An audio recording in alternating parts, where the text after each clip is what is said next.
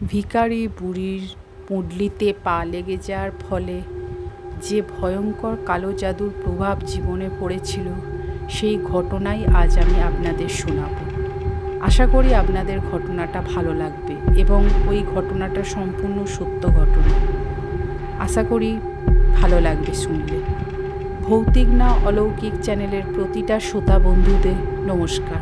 আশা করি আপনারা সুস্থ এবং আনন্দে আছেন। আমার আজকের এই ঘটনাটা 20 থেকে 22 বছর আগেকার ঘটনা। তখন আমরা স্কুলে পড়তাম। এই ঘটনাটা আমার এক বন্ধুর মায়ের মুখ থেকে শোনা।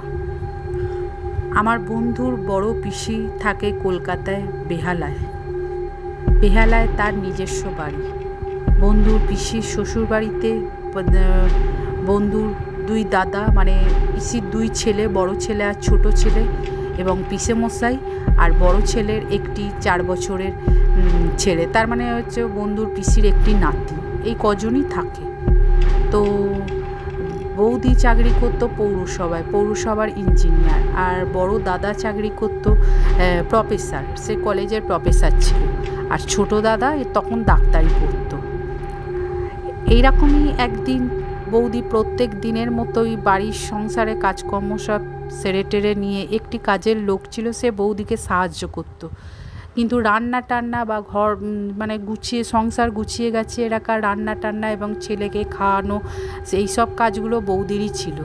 তো বৌদি সেসব কাজ টাজ করে বৌদি যখন অফিস থেকে বেরোতো, তখন হাতে হয়তো আর মিনিট 5 কি 10 মিনিট থাকতো সময়, যার জন্য বৌদিকে খুব তাড়াহুড়ো করে বাড়ি থেকে বেরোতে হতো। কোনো দিন হয়তো খাওয়া দাওয়া করতে পারতো, কোনো দিন হয়তো তাড়াহুড়োর মাথায় খাওয়া দাওয়াও করতে পারতো। এইভাবে বৌদিকে বাস ধরতে হতো এবং বাস ধরে অফিসে যেতে হতো। তো এরকমই একদিন বৌদি খুব তাড়াহুড়ো করে ছুটতে আশা করে বাসটা ধরেছে। আর সেই সময় একটা ভিখারি, মানে ভিখারিরা বড় বড় ব্যাগ পুঁটলি সব রাস্তার মধ্যিখানে নামিয়ে রেখে চারিদিকে কাগজ টাগজ এটা ওটা কুড়িয়ে বেড়ায় না, সেই রকমই একটা পুঁটলি নামানো ছিল। তো বৌদি তাড়াহুড়োর মাথায় সেই পুঁটলিতে পা পড়ে গেছে এবং বাস ধরবে তাড়াহুড়োর মাথায় পুঁটলিতে পা পড়ে গেছে। প্রথম দিন পড়েছে, আবার দ্বিতীয় দিনও তাই হয়েছে। ওই রকম পুঁটলিতে পাটা লেগে গেছে। তাড়াহুড়ো করলে যা হয় আর কি, চোখে কানে বলে না, দেখতে পাওয়া যায় না, যা পায় মানে তাড়াতাড়ি করলে সেরকম। এইভাবে বৌদির ওই পুঁটলিটাতে 3 দিন পা লেগে যায়। এবার 3 দিনের প্রথম 2 দিন অত বুঝতে পারিনি। যেদিন 3 দিনের দিন ওই পুঁটলিটায় পা লেগে যায়, সেদিন না বৌদির সঙ্গে অনেকগুলো ঘটনা ঘটেছিল। যেমন বৌদি যখন অফিসে গিয়ে ওই পুঁটলিটায় পা লেগে যাওয়ার পর হয়তো পা লেগে গেছে, বৌদি বলছে যে আমি অত খেয়ালও করিনি, তাড়াতাড়ি খুব করতাম বাস ধরবার জন্য অফিস যাব। তো কাজ টাজ অফিসে সেরে টেরে আবার অফিস থেকে আবার বাস ধরে বাড়ি আসার জন্য বাস স্ট্যান্ডে দাঁড়িয়েছে। হঠাৎ দেখছে তার অফিসের ঠিক গেটের কাছে ওই বড় পুঁটলিটা। তো বৌদি প্রথমে একটু অবাক হয়েছিল যে এইটা তো আমি আমাদের ওইখানের বাস স্ট্যান্ডে দেখেছিলাম, এখানে কি করে এলো। অত গুরুত্ব দেয়নি, বাসে উঠে পড়ে বাড়ি এসছে সেদিন বাড়ি আসার পর হালকা জ্বর হয়েছিল। তারপরে একটু শরীরটা একটু যেন কেমন ওর লাগছিল, মানে খেতে ইচ্ছা করছিল না। শরীর খারাপ হলে যেমন হয়, কিন্তু একটা মানে বিশেষ পরিবর্তন একটা কিছু বৌদির মধ্যে সবাই লক্ষ্য করেছিল সেই দিনটা। তো সেদিনের মতো তো গেল। এবার পরের দিন বৌদি যথারীতি সকালে কাজ টাজ করে অফিসে গেছে।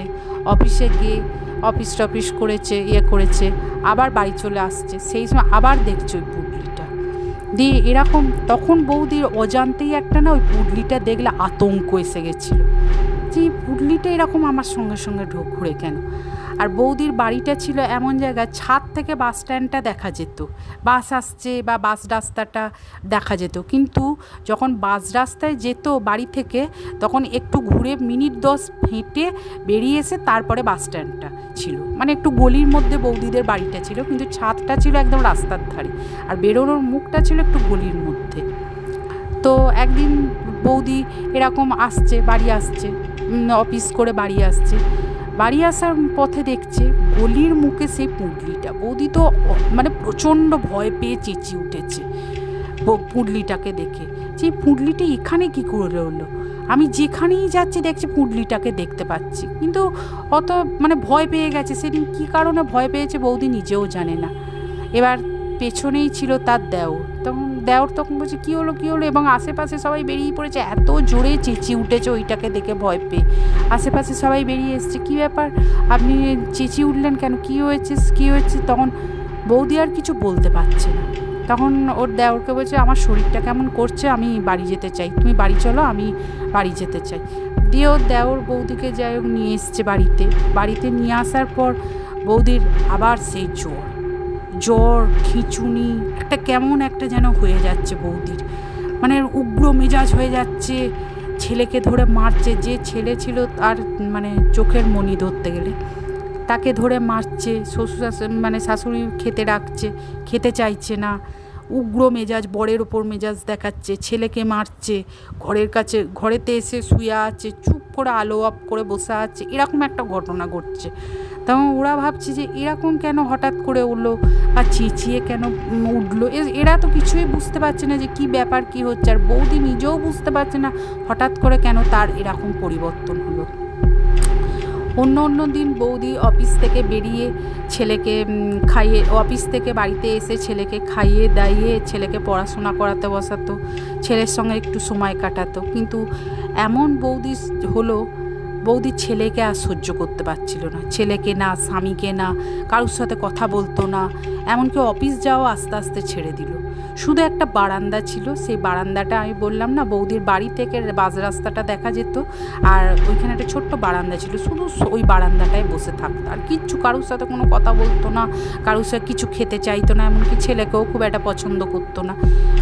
এরকম হলো। এবার শ্বশুর শাশুড়ি সবাই তো খুব চিন্তিত। দেওর তখন বলছে এরকম পরিবর্তন কেন হলো। দেওর তখন দাদাকে পরামর্শ দিল, তুমি ডাক্তার দেখাও, বৌদির এরকম কেন হচ্ছে। কিন্তু ডাক্তার দেখিয়েও কোনো ফল হলো না। আর দিন বৌদি একদম রোগা কাটি হয়ে যাচ্ছে, চোখের কোণে কালি হয়ে যাচ্ছে, তারপরে রাগ, উগ্র মেজাজ, চুল ঠিক করে বাঁচছে, মানে সাজগোজও ঠিকঠাক করতো না, অফিস যেতে বললে অফিস যেত না। কেমন যেন একটা বৌদির মধ্যে পরিবর্তন এসে গেল। ছেলেকে খাওয়াতে বললে ছেলেকে খাওয়ানো তো দূরের কথা, মারধর করতো, ছেলেকে কাছে একদম এলেই মারধর, আসতে দিত না, সহ্য করতে পারতো না। না ছেলেকে না স্বামীকে, কাউকে সহ্য করতে পারতো না। তো এরকম অবস্থায় শ্বশুরমশাই তো খুব চিন্তিত হয়ে পড়লো। এবার ডাক্তার দেখালো, ডাক্তারও বললো না ওনার তো মধ্যে তো সেরকম কিছু দেখতে পাচ্ছি না, বা ওনার তো সেরকম কিছু হয়নি। ডাক্তারও কিছু রোগ টোগ ধরতে পারলো না। এরকম অবস্থায় একদিন বৌদি ছাদে গেছে, ছাদে ঘুরছে, গরমকালে ছাদে ঘুরতে ওই যে আমি বলেছিলাম ছাদ থেকে ওর বাস স্ট্যান্ডের রাস্তাটা দেখা যেত, ছাদ থেকে দেখছে ওই পুঁটলিটা রয়েছে। বৌদি সেটা দেখে ওই পুঁটলিটার দিকে এক দৃষ্টিতে তাকিয়ে বৌদি দাঁড়িয়ে আছে, ছাদের আলসেতে দাঁড়িয়ে আছে। এবার সবাই খুঁজছে বৌমা কোথায় গেল, কাউকে না বলেই চলে গেছে। দিয়ে গরমকালের সময় আর কি চলে গেছে। তখন অনেকে ভাবছে হয়তো গরম লাগছে, ছাদে হয়তো একটু ঠান্ডা হাওয়া খেতে গেছে, কিন্তু তখন অত আর কেউ গুরুত্ব দেয়নি, যে ঠিক একটু পরে নেমে আসবে। কিন্তু রাত 12টা বাজছে, 12:30 কিছুতেই নামছে না। এবার বর তখন বাড়ির বাইরে ছিল, বর তখন একটু দেরি করে, বন্ধুদের সাথে আড্ডা দিয়ে একটু দেরি করে বাড়ি ঢুকতো। বর এসে যখন বৌদিকে ডাকতে যাচ্ছে, কিছুতেই বৌদি সাড়া দিচ্ছে না, বৌদিকে যতই ডাকছে কিছুতেই সাড়া দিচ্ছে না। তখন বরকে দাদা কি করলো, বৌদি দাদার বর আর কি, বৌদিকে এরকম পিঠে হাত দিয়ে বলছে কি গো, তোমায় এত ডাকছি তুমি সাড়া দিচ্ছ না, তোমার কি হয়েছে, তুমি ওই দিকে তাকিয়ে কি শুনছো। তখন বৌদি যখন ঘুরে দাঁড়ালো না দাদার দিকে, দাদা সেই রূপটা দেখবার জন্য প্রস্তুত ছিল না। চুলগুলো এবড়ো খেবড়ো, চোখগুলো লাল, দাঁত বেরিয়ে আসছে জিভটা তখন একদম এত বড় হয়ে গেছে, মনে হচ্ছে যে কাউকে, ও দাদাকে মনে হচ্ছে মেরে খেতে চাইছে, গলা টিপে মেরে খেতে চাইছে, এইরকম একটা অবস্থা। আর দাদা যখন ওর কাঁধে হাত দিয়ে ওকে ডেকেছে না, ও সোজা হাতটা দাদার গলায় দিয়ে গলাটা টিপতে যাচ্ছে, এইরকম একটা অবস্থা। দিয়ে দাদা তো প্রচণ্ড জোরে চেঁচিয়ে উঠেছে।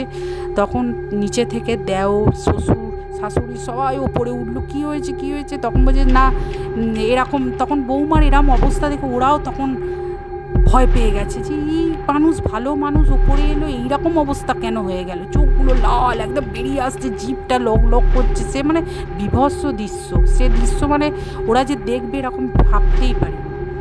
তখন যা হোক করে সেদিনের মতো বৌদিকে বুঝিয়ে টুঝিয়ে নিচে নিয়ে আসা হলো, নিয়ে এসে ঘুম পাড়িয়ে দেওয়া হলো। কিছু খেলেও না, কিছুই না, দেওর একটা ঘুমের ওষুধ দিল, বলছে এইটা দাও, ঘুমিয়ে পড়বে, দিয়ে ঘুমিয়ে পড়বে। এইরকম অবস্থাতেই ওই যে পিসি, আমার বন্ধুর যে পিসির যা এলো, হঠাৎ বেড়াতে এসছে যা, যে অনেক দিন যায়নি, জায়ের বাড়ি যা এসছে বেড়াতে। তখন যাকে পুরো ঘটনা এরা বললো, মানে বন্ধুর পিসেমশাই এরা সবাই বললো যে এইরকম অবস্থা কেন হচ্ছে, যে ভালো মানুষ অফিস গেল কিছুদিন আগে, আর অফিসেও যেতে চাইছে না, বাড়িতে এরম করছে, কাউকে সহ্য করতে পারছে না, এমনকি নিজের পেটের বাচ্চাকেও সহ্য করতে পারছে না, কাছে এলেই যেন মনে হচ্ছে তাকে মারবে, তাকে ইয়ে করবে, এরকম অবস্থা। মানে একদম রুদ্রমূর্তি যাকে বলে সেই রকম ধরতো, মানুষকে সহ্য করতে পারতো না বাড়ির মানুষদের।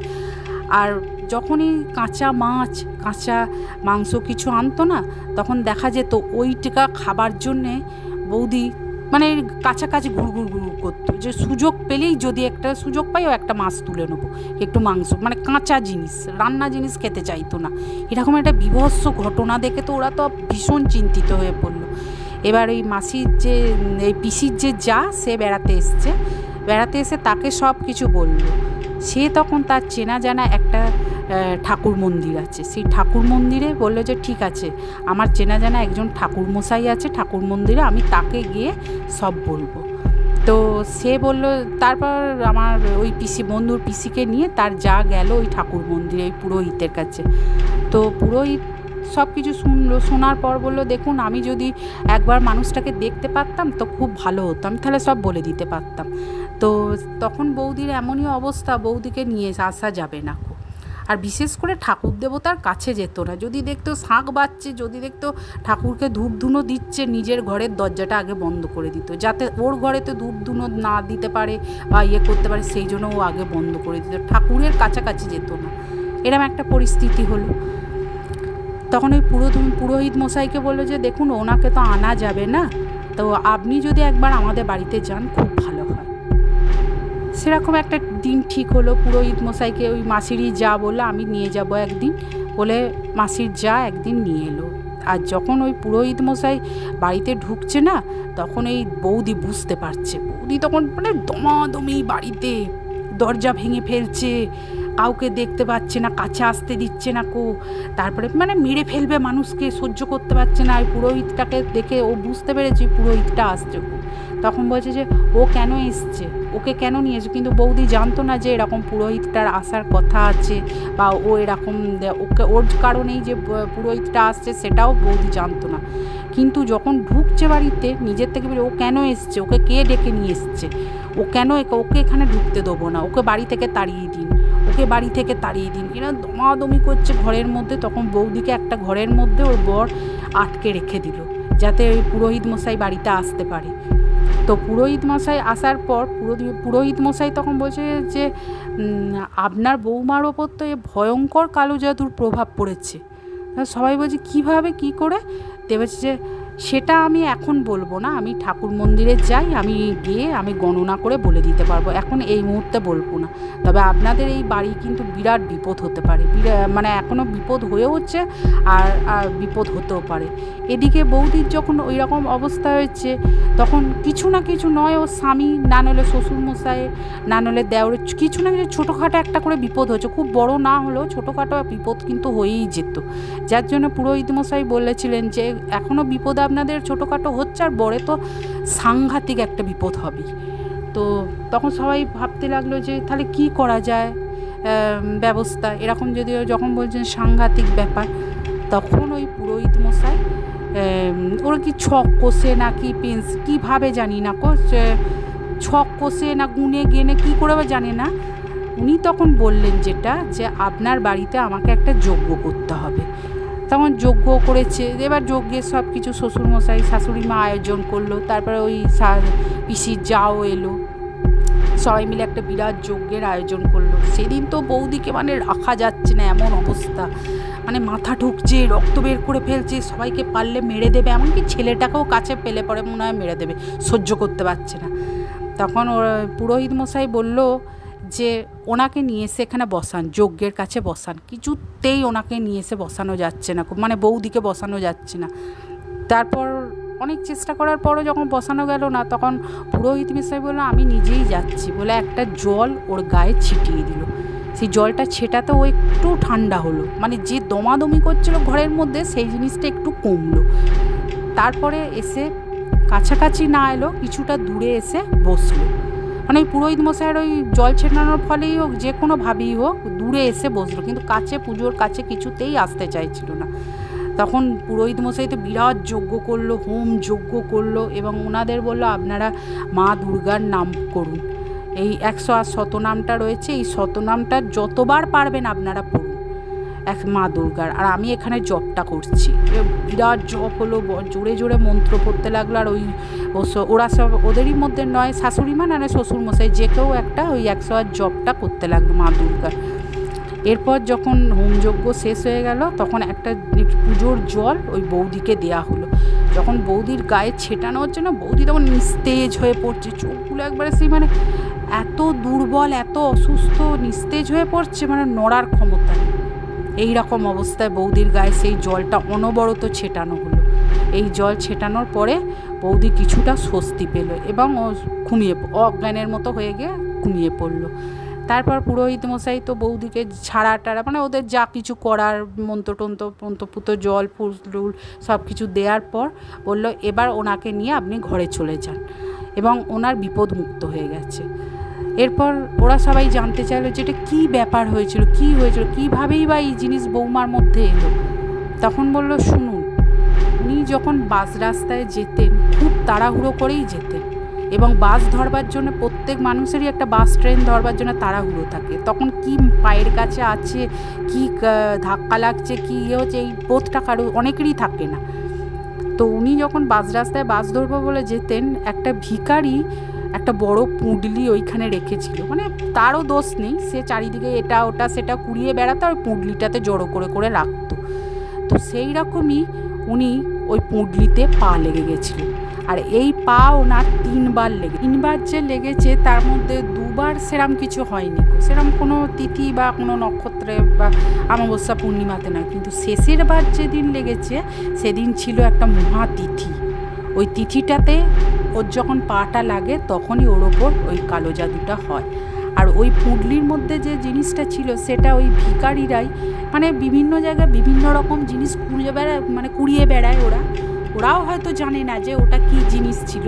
তো ও একটা খুলুনির মতো, মানে ওই যে মাটি সে বলে না বাটি টাইপের নাকি খুলুনি টাইপের একটা কিরম জিনিস জানি না, মাটির খুলুনি টাইপের, সেটাতে কালো জাদু কোনো জিনিস ওইটাতে দেয়া হয়েছিল। পোড়া কোনো জিনিস হোক, যে কোনো জিনিস হোক, ওই মানে পাত্র, মাটির ওই পাত্রটাতে দেয়া হয়েছিল, যেটা হয়তো ওই ভিখারিটাও জানতো না যে ওটা ওই জিনিস ছিল। তো ভিখারিটা অজান্তেই ওই জিনিসটা কুড়িয়ে ওই ব্যাগেতে রেখে দিয়েছে, ওই পুডলিটার মধ্যে রেখে দিয়েছিল। আর এই বৌদি তখন অফিস যাওয়ার জন্য তাড়াতাড়ি তাই করছে, আর ওই পুডলিটাতে সেই দিন ওর যে তিথিটা বা যে চরম তিথিতে ওই পাটা লেগেছিল, সেইটাতে ওই দিনই ওর পাটা ওই জিনিসটাতে লেগেছিল। 3 দিনই লেগেছে, কিন্তু 3 দিনেরটা অত ভয়ঙ্কর হয়নি, যেটা শেষের দিনেরটা খুব ভয়ঙ্কর হয়েছে, যার জন্য ওর মধ্যে ওই কালো জাদু প্রভাবটা পড়েছিল বেশি। এরপর যখন পিসিরা জিজ্ঞেস করলো যে তাহলে এখন কি করা যায়, বলছে এখন আর বিপদ কেটে গেছে, এখন আর কোনো ভয় নেই। তারপর ওর দেওর বা বর ওরা সব বলে আচ্ছা ওই ভিখারিটা যে ওই জিনিসটা নিয়েই তো ঘুরে বেড়ায়, ও তো জানেও না ওটা ওই জিনিস। বলছে দেখুন ওরা বিভিন্ন জায়গায় যায়, বিভিন্ন রকম জিনিস কুড়িয়ে বেড়ায়, ওদের তো আর কেউ অত কি তো আর লক্ষ্য করে না, বাড়ির লোক বলুন বা ওদের আত্মীয় স্বজন, অত তো আর ওদের প্রতি কেউ খেয়াল করে না। ওরা যখন যা পায়, যেখানে পারে ঘুমিয়ে পড়ে, যা পায় খায়। ওর মতোরও একটা প্রভাব হয়তো পড়েছে, আমরা সেরমভাবে দেখিনি বা সেরমভাবে ওনার সঙ্গে পরিচয় নেই বলে আমরা জানি না। আর ভিখারি যেটা ছিল না, সে একটু পাগলি টাইপের ছিল। তো বলছে হয়তো ওনার প্রতিও এরকম প্রভাব কিছু আছে, বা এখনও হয়তো ওনার ভেতরে কিছু আছে যেটা আমরা বুঝতে পারি না, হয়তো উনিও বুঝতে পারেন না। তো এই ছিল আমার ঘটনা। আমরা সচরাচর যখন কোথাও যাই বা কোনো কাজ করি, আমরা হয়তো অত লক্ষ্য করি না বা নজর করি না, কিন্তু কি থেকে যে কি হয় আমরা বুঝতেও পারি না এবং সেই জিনিসই আমাদের অজান্তে ভয়ঙ্কর ক্ষতি হয়ে যায়, ভয়ঙ্কর বিপদ ডেকে আনে। সেই জন্যেই রাস্তাঘাটে চলার সময় অবশ্যই আমাদের সাবধানতা অবলম্বন করা উচিত। কারণ কি থেকে কি যে হয়, না নাহলে এই ঘটনাটা কেউ কোনো দিন ভাবতে পেরেছিল? একটা ভিখারির পুডলিতে ওই কালো জাদু করা পাত্রটা রাখার ফলে গোটা বাড়িটা এরকমভাবে একটা বিপদের মুখে চলে আসবে।